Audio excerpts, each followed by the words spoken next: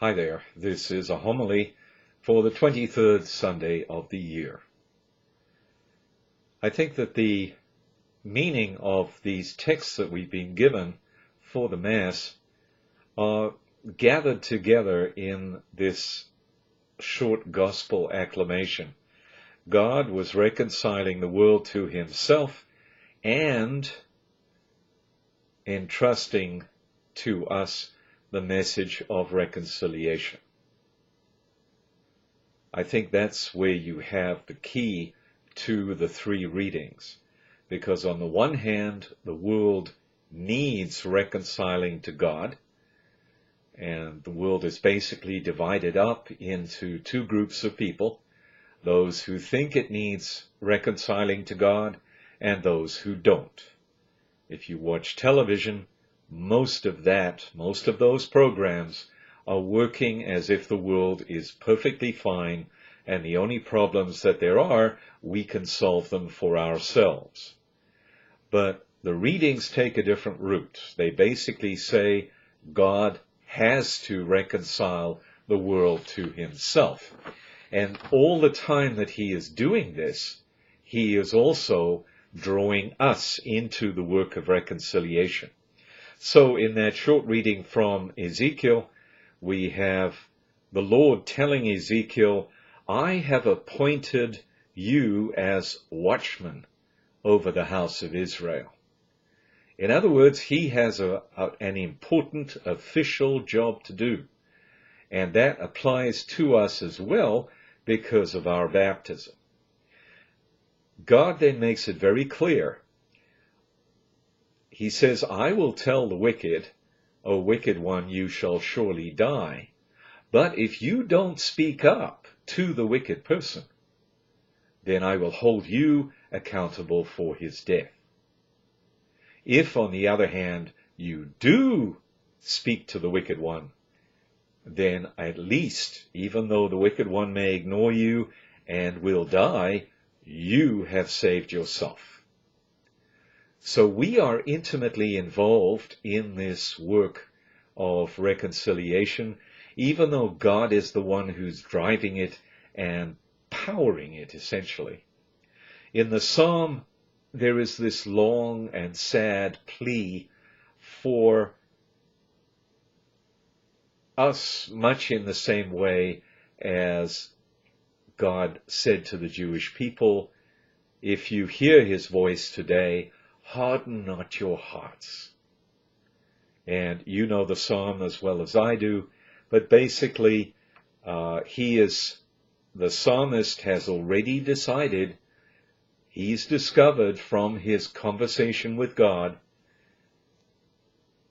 for he is our God. We don't have any other gods. We don't make any material things our gods.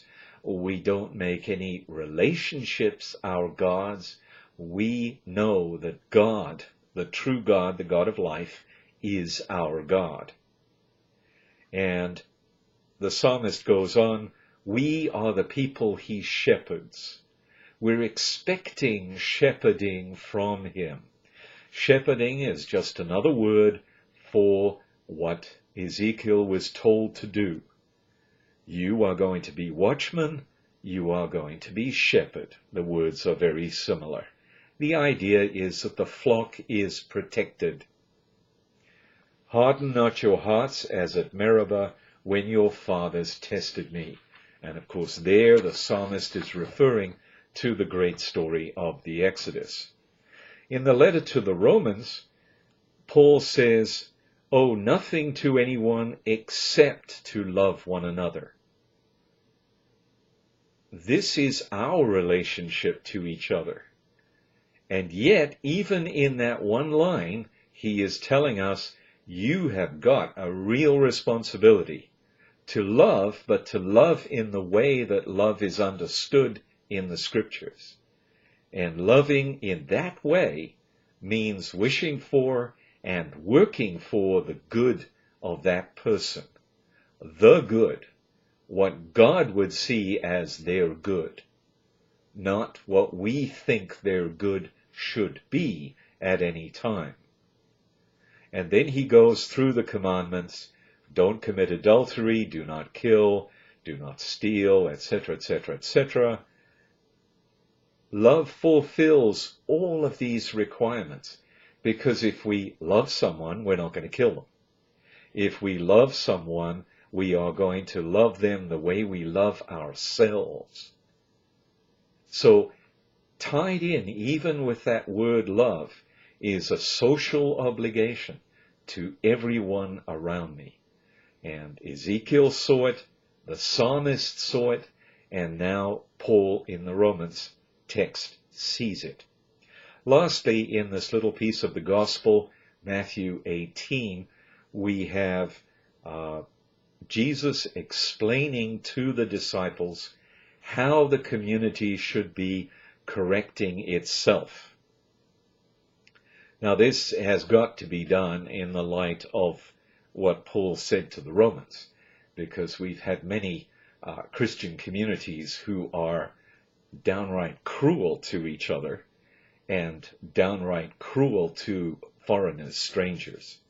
But here he's explaining, basically, if you love each other, so you're doing this in a loving way, then this is how you should operate.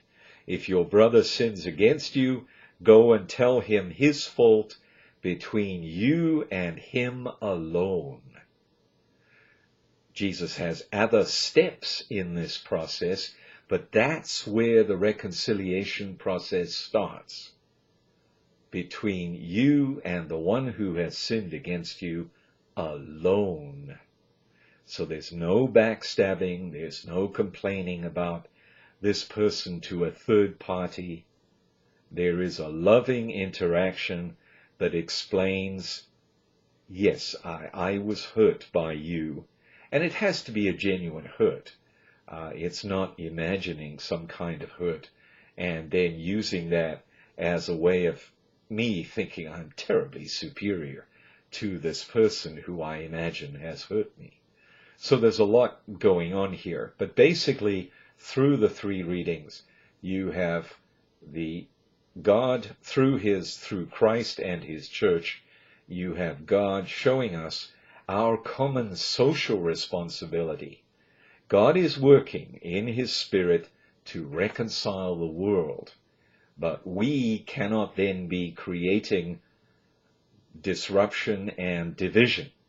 We are part of this great wave of reconciliation that is flowing through the world and will continue until the end of time. Thank you.